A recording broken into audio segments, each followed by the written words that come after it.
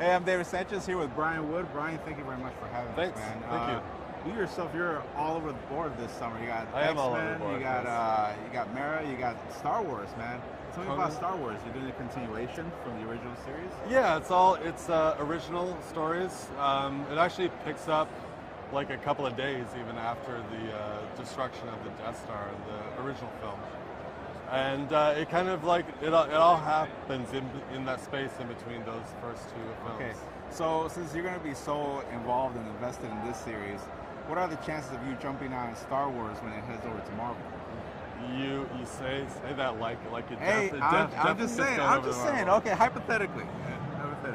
I have a feeling Marvel would not put me on a Star Wars book. I'm sure they would put their top guns on it if they ever got the license. Okay. So one of your books that I've been reading is Mara, which is actually difficult for me to jump on because I had to read a couple of issues. Yeah. What was your perspective for bringing in Mara? Like, because it does feel like a girl book. Like, so what was kind of your perspective? It feels like yeah, like a tween, kind of like Oh. like maybe my wife or my niece should be reading this. I don't know. Like it's not the first time I've written like a young adult style thing. I don't know. Like I like that kind of stuff. I mean, I grew up reading. I was a big reader as a kid, and my daughter reads a lot of books. So I can appreciate a sort of a young adult genre. I feel like Mara, as it goes, I feel like, I mean, it's a 6-issue mini, and it kind of starts off in one place, and it's going to really change as it goes. I feel like it's going to end up in a place that no one ever saw coming.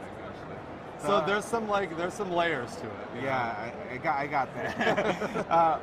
Now, okay, you say you have a daughter. How much does that influence your writing, especially now that you're taking on the all-female cast of X-Men, and later on your daughter might want to pick it up? Yeah, I mean, much later. That's unless she's not like, I'm tired of your comic crap. You know? No, actually, I like to keep it pretty separate. Like, I like to have a part of my home that has nothing to do with my work. You know. So, and she's also still pretty young, so she's not reading comics or anything yet. But yeah, I mean, at some point, most of my stuff is not going to be anything she can read until she's older. Okay, all right. But yeah, like we got a variant cover for X-Men that was drawn by Scotty Young. He draws those like little cutesy things, and she liked that. So. Another one of my favorites. Eventually, it'll be nice to like give her a stack of books. I said they'll be kind of deceptive. You have all these cute characters, and like, Daddy, what is this? Well, yeah. Oh, she's getting her throat ripped off. Well, what is this? One of my favorite characters that you're writing, probably since way back Arnold Schwarzenegger days, Conan the Barbarian. Yeah. How does it feel, kind of like that contrast? You got Mara, Conan. I've kind of always tried to mix it up like that. I feel like it keeps me from getting bored, keeps me on my toes.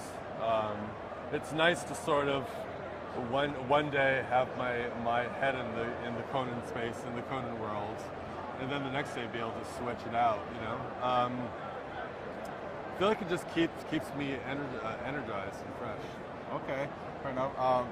Personally, I'm not a mainstreamer. I'm pretty sure your X-Men run is going to be awesome, but I'm an indie guy through and through. And for what you did with DMZ and properly ending it is the reason why. You got often I find a story, it's a really good story, and it ends properly. How did you feel when DMZ ended? I felt good. I mean, it was tough. I mean, it's tough to end anything that's. I mean, that was a 6-year book. It was. Run. So I mean, like there's a lot of built-in expectation. You know, like how's this going to end finally? You know, and I agonized over it a lot. Like, should I do this? Should I do this? Which is better? I don't know. In the end, I just kind of went with my gut. You know, and once I decided it felt right.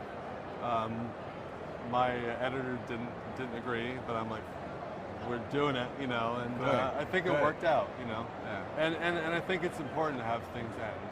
I feel like, you know, even though you might miss like this great TV show that you watch, it's like awesome when it resolves itself, you know. Yeah, I agree. Yeah. Jumping back to Conan, because I'm not a big fan at all. I'm not a fan at all of like the last Conan movie that came out. What are the chances of you throwing in a screenplay for Conan? Oh God, I don't know if anybody would really ask me. I don't know. I feel like as far as like, I mean, as far as the general public, Conan is that guy. He's that steroid case, you know, in the films.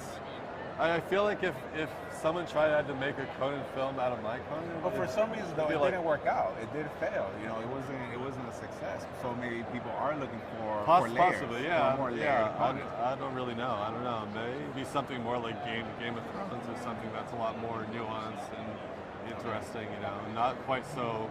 I feel like movie Conan is like he's like a cartoon character. You know. Yeah, okay. So maybe we just need somebody that's a little more human. You know. Cool. All right. Thank you, Brian. Thank you very much for having us. We really appreciate it. Anything you want to launch over here, like any side projects? Go ahead. You have like 15 seconds. Man, to yourself. I don't know. I'm writing all these books. X-Men, Star Wars, Conan the Massive. You should pick up that. Massive, yeah. Thank you. Thanks. All right. Thank you, guys.